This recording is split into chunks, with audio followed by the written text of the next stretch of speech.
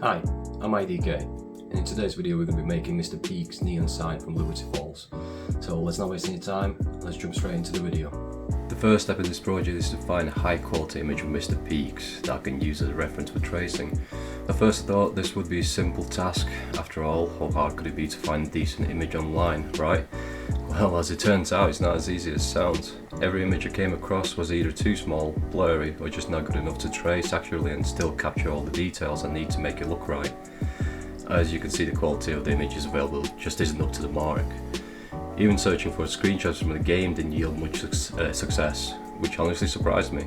I thought for sure that someone would have already taken a high quality screenshot and uploaded it online, but no luck there either. I'm not going to lie, I didn't expect to hit this roadblock so early in the process, especially since this step should have been the easiest. Well, at this point my only option is, instead of relying on what's already out there, why not just jump into the game myself and take a screenshot? By doing this I can control the quality and make sure I get the exact angle and detail I need for the design. It's not a route I initially planned, but sometimes you have to adapt and get creative to move forwards. So let's dive into the game and see if this approach gives us a better result. Now that I'm in Liberty Falls, the next step was unlocking the area to access the bowling alley, where the Mr. Peak's neon sign is located. Once that was done, the only challenge left was making sure a zombie didn't take me out while I captured the perfect screenshot. Honestly, I didn't think this would have worked so smoothly on the first try, but the results turned out even better than I expected. Sometimes things just fall into place. With our screenshot ready, we can now jump into Fusion 360 to start tracing the design. This is where the magic really begins. To keep things engaging, I'll time-lapse this part since it's straightforward process and not especially exciting to watch in real time. So let's get started.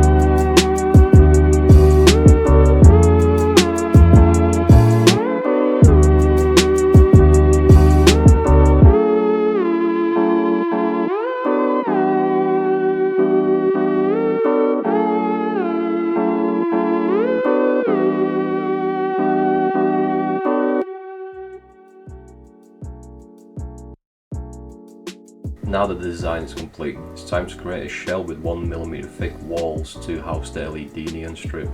To ensure everything fits perfectly, the mesh in the background will be printed separately. I'll also add the groove in the mesh to make it easier to position Mr. Peak's accurately when assembling the final piece. Let's get to work on these adjustments.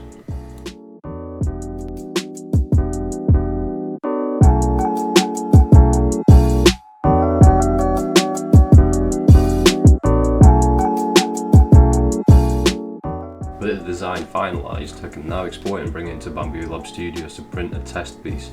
This step is crucial to ensure the neon strip fits perfectly before moving forwards with a full print.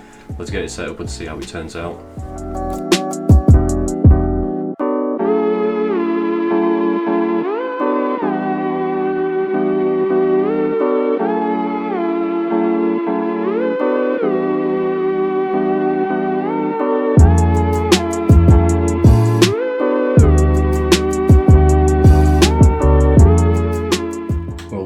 We've got a test print done, so let's check if these LED neon strips are going to fit in them. I haven't measured it, it's just a rough guess because I had some before.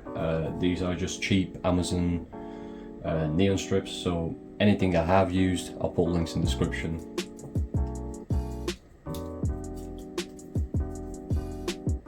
And I guess my measurements are wrong because there's quite a bit of a gap still, if you can see that. So I'm going to remeasure this, jump back into Fusion 360 and we'll do another test print in a bit. Upon closer inspection, I realised I needed to adjust a few things. I had to make some walls thinner and increase the overall shell thickness for better fit and durability. The mouth, however, gave me a bit of trouble. Just didn't want to cooperate at first. After some trial and error, I finally got it exactly where it needed to be. With some adjustments done, it's time for another test print to see how everything fits now. Well, the second attempt, the print is finished, so let's see how well it fits this time.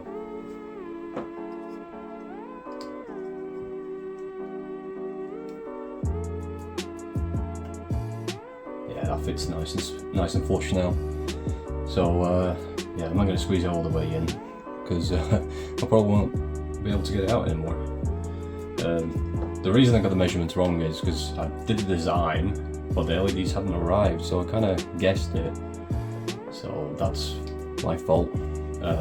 Yeah, this fits perfectly fine. So now I'm going to slice the remaining of the files in Bambu Lab Studios and then print them. So enjoy your time lapse.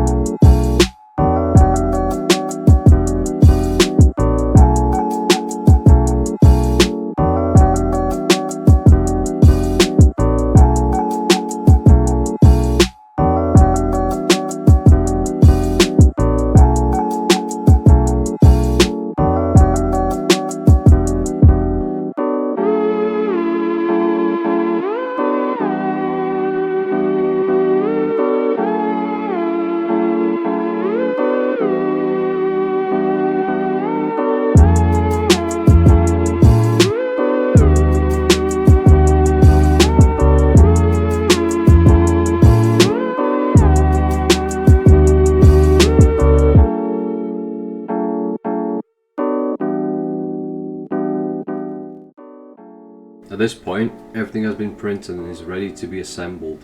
Off camera, I also printed these custom connectors to join the mesh pieces together seamlessly. With all the components prepped, it's time to start gluing everything into place. Let's get right to it.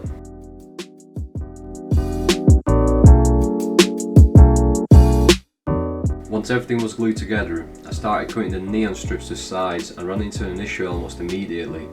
Neon strips can only be cut every 2.5 centimeters. Because of this, some pieces didn't fit properly. Cutting them earlier isn't an option either, as it results in dead LEDs.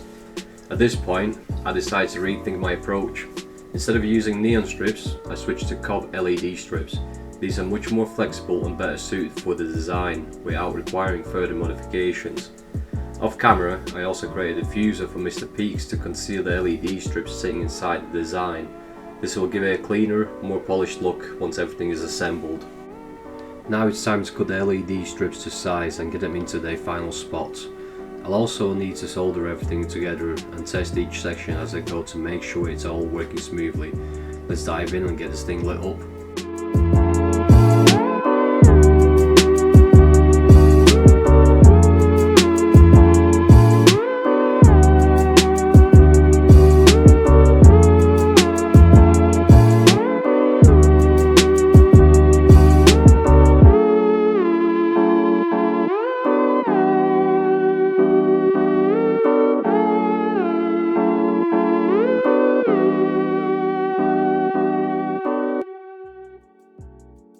You might have noticed I'm drilling some holes. These are for the LED cables to pass through so they can route behind the design. I'll admit, I forgot to include these in the original design, but don't worry, in the final version that I'll share with you, I'll have this fixed so you won't need to do any drilling. It'll be much easier for you to assemble.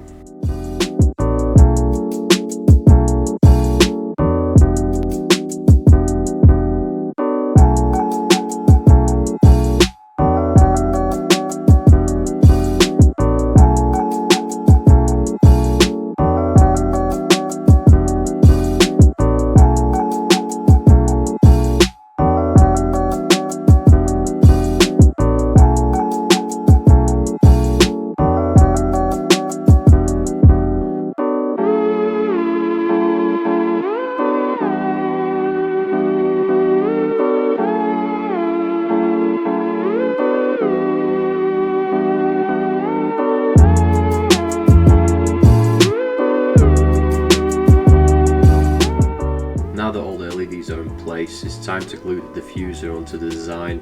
This will help hide the LEDs and give the whole piece a clean, finished look. Let's get it all put together.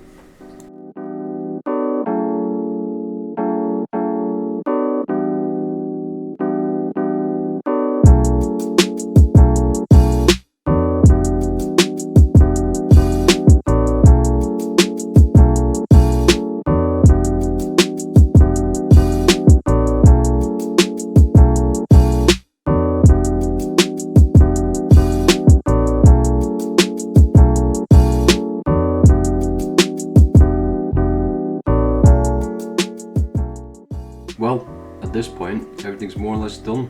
Not going to lie, this project took me a lot longer than I expected. But that's probably because I ran into issues right from the start. We're almost at the finish line now. The next step is to tidy up all the wiring at the back and connect everything together. As I mentioned earlier, you won't need to drill any holes in the final design since I'll have fixed that for you. But in my case, I still need to drill holes to read the wiring through the gaps in the mesh behind the design. Let's get this part wrapped up.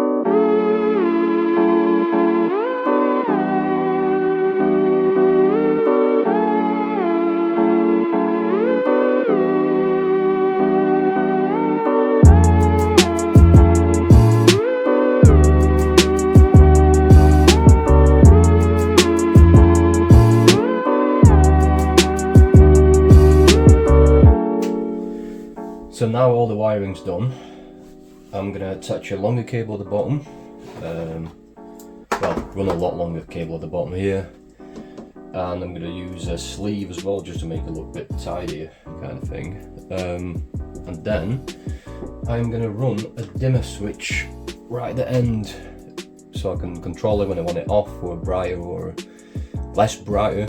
So I had one of these lying around, so I might as well use them. Let's get right to it. Nearly finished.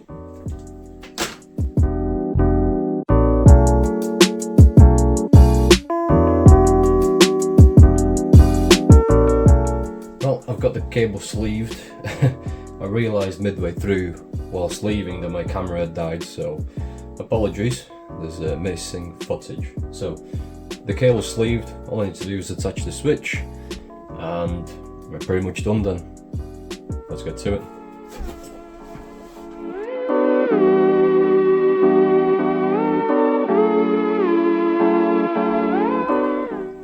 So the cable has been sleeved, the switch has been attached.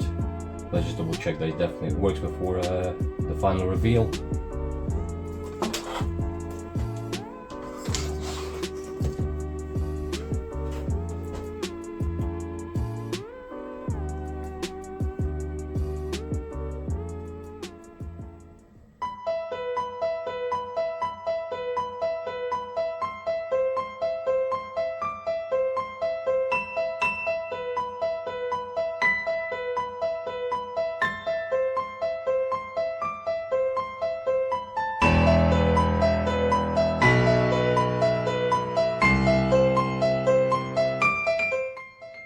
that's it for this video. I'll include everything I used in the description below, so feel free to check it out. If you enjoyed the video, please don't forget to leave a like and subscribe to the channel. Thanks for watching, and I'll see you in the next one.